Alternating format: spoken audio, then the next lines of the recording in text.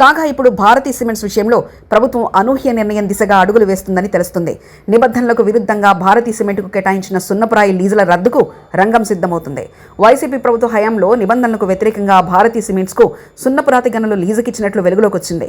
వేలం విధానంలో లీజులు పొందాల్సి ఉండగా అందుకు విరుద్ధంగా పాత దరఖాస్తులతోనే గత ఏడాది ఎన్నికల నోటిఫికేషన్ను కొద్ది రోజుల ముందు మొత్తం 744 ఎకరాల్లో 2 సున్నపురాతి గనులను జగన్ ప్రభుత్వం భారతీ సిమెంట్కు కేటాయించింది.